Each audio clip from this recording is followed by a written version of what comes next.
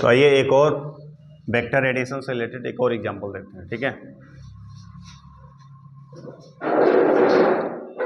मान लीजिए कि दो वेक्टर हैं,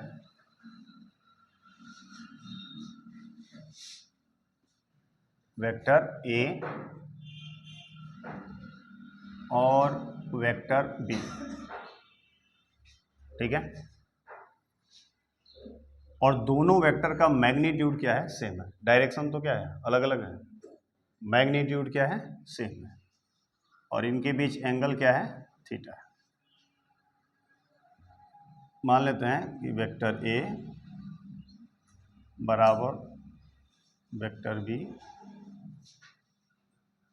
बराबर, मान लीजिए कि इसका मैग्नीट्यूड क्या है, ए है। दोनों का मैग्नीट्यूड क्या मान लेते हैं, ए मान लेते हैं। अब अगर इसका रिजल्टेंट निकालोगे तो क्या आएगा, अंडर रूट ए स्क्वायर प्लस बी स्क्वायर की जगह पर भी क्या हो जाएगा, ए स्क्वायर हो जाएगा, प्लस क्या हो जाएगा, 2a इंटू ए कास थीटा। समझ में आ रहा है। रिजल्टेंट के लिए क्या हमने फार्मूला पढ़ा है, a square plus b square plus 2ab cos theta, पढ़ा है ना। यहाँ पर ए और बी दोनों क्या है, इक्वल है। वेक्टर ए का भी मैग्नीट्यूड ए है, वेक्टर बी का भी मैग्नीट्यूड ए है। हालांकि दोनों वेक्टर अलग अलग है क्योंकि डायरेक्शन क्या है, अलग अलग है, मैग्नीट्यूड दोनों का सेम है। इसको क्या लिख सकते हो, under root 2a square plus 2a square cos theta लिख सकते हो। यहाँ से r इक्वल टू क्या हो जाएगा, 2a स्क्वायर कॉमन ले लिया, 1 प्लस कास थीटा बचेगा। यहाँ से हम a बाहर ले सकते हैं, अंडर रूट हो जाएगा 2, 1 प्लस कास थीटा। बोलो बात समझ में आ रही है।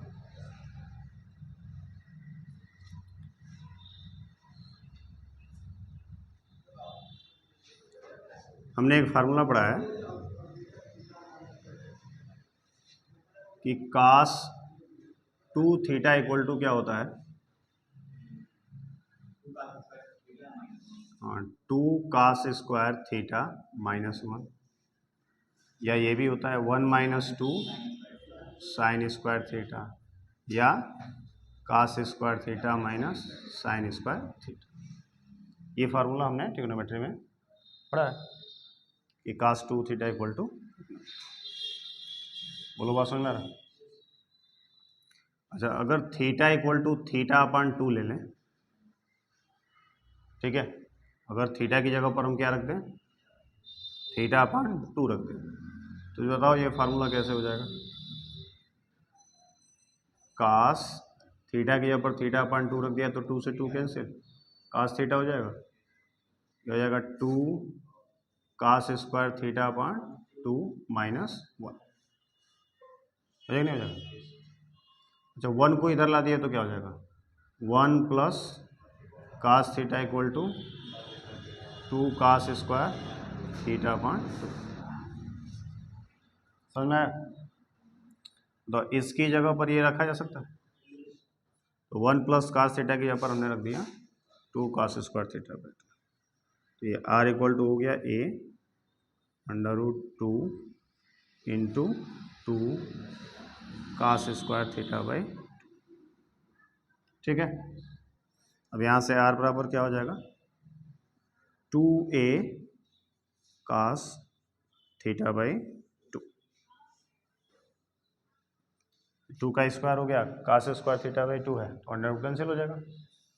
तो अगर मैग्नीट्यूड क्या हो, सेम हो, दोनों वेक्टर के मैग्नीट्यूड क्या हो, सेम हो, तो उनका रिजल्टेंट निकालने के लिए डायरेक्ट ये फार्मूला क्या कर सकते हो, लगा सकते हो। ठीक है। अच्छा, अगर मान लो अगर इनके बीच थीटा, ये एंगल जो है अगर 0 डिग्री होता, ठीक है, तो कास 0 उसके भी 1, आर इक्वल टू क्या आ जाता, 2a, कास जीरो की वैल्यू क्या होगी 1 होती है ना, 2a कास जीरो, अगर थीटा इक्वल टू जीरो होता तो आर इक्वल टू क्या आ गया 2a। अच्छा, दोनों थीटा का मतलब थीटा इक्वल टू जीरो का मतलब हो गया दोनों का डायरेक्शन क्या है सेम। तो ये इसको ऐड करते तो वेक्टर ए के आगे क्या रख देते वेक्टर बी, तो a प्लस बी यानी a plus A equal to क्या आ जाता 2। आई बात समझ। इसी तरीके से अगर मान लो थीटा इक्वल टू क्या होता 180 डिग्री, थीटा इक्वल टू क्या होता 180 डिग्री, तो r इक्वल टू क्या आ जाता 2a कास 90 डिग्री आ जाता, और कास 90 डिग्री की वैल्यू क्या होती है जीरो, तो r की वैल्यू क्या आ गई जीरो। अच्छा, थीटा इक्वल टू 180 डिग्री का मतलब क्या हुआ कि ये वेक्टर क्या हुआ ठीक अपोजिट डायरेक्शन में होगा, ये वेक्टर ए है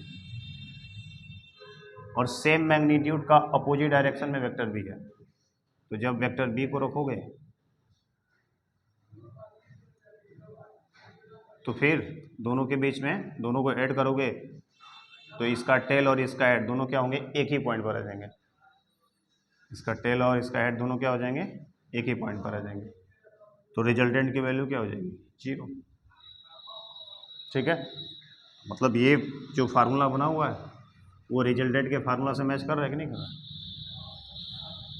आई बात समझ में।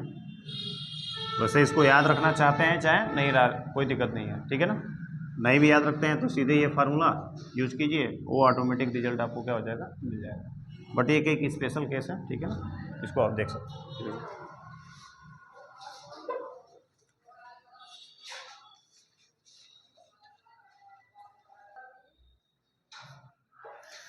तो आइए एक एग्जाम्पल करते हैं इस पर। मान लीजिए कि दो फोर्स हैं, एक आपका F1 है और एक आपका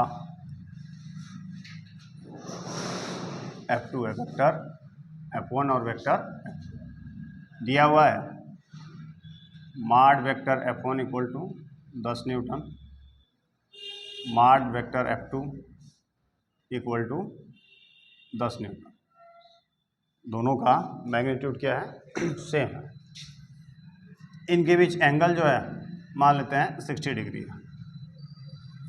अब आपसे कह दिया जाए कि इसका रिजल्टेंट निकालिए, तो सिंपल सा फार्मूला लगा सकते हो, R इक्वल टू 2F लिख लो, ठीक है, कास थीटा अपान 2, तो यहाँ पर देखो 2F की वैल्यू क्या है मैग्नीट्यूड कितना है 10, कास थीटा की वैल्यू कितना है 60, तो कास कितना हो जाएगा 30, 60 अपान 2 30 हो जाएगा, तो ये हो गया 20 इंटू कास 30 डिग्री की वैल्यू √3/2, ये आ गया आपका 10√3 न्यूटन।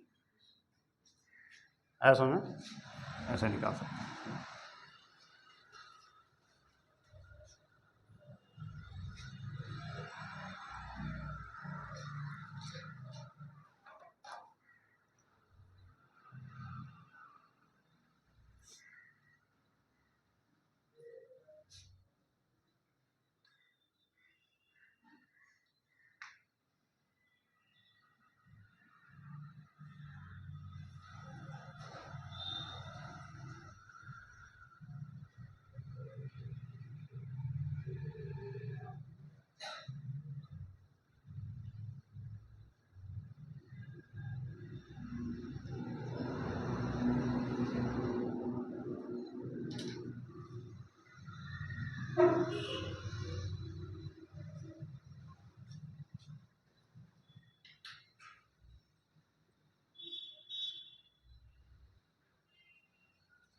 हो गया। अब एक और चीज़ ध्यान दो, एक होता है polygon law of vector addition,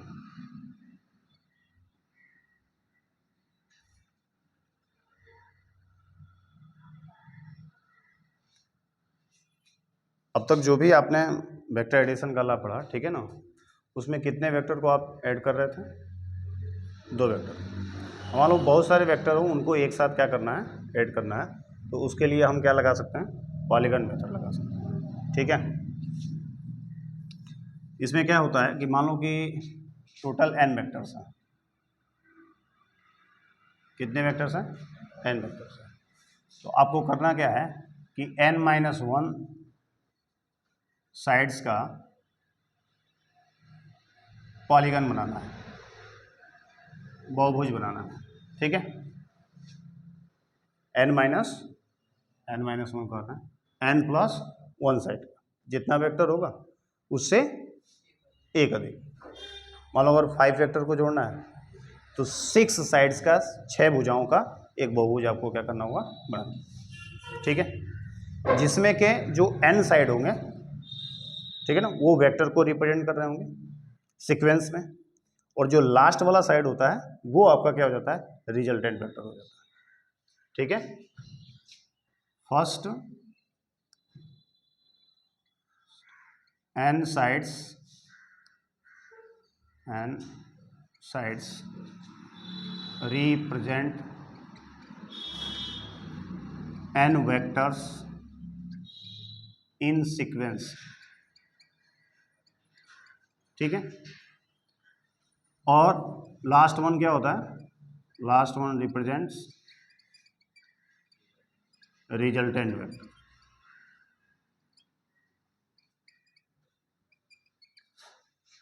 बोलो, बात समझ में आ रहा है? इसका एक एग्जांपल लेते हैं।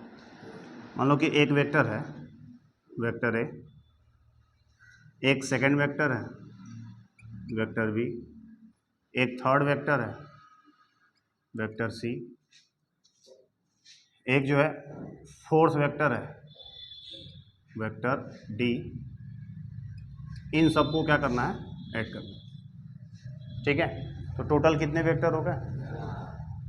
तो जो आप पॉलीगन बनाएंगे उसमें कितने साइड्स होंगे? 5, ठीक है।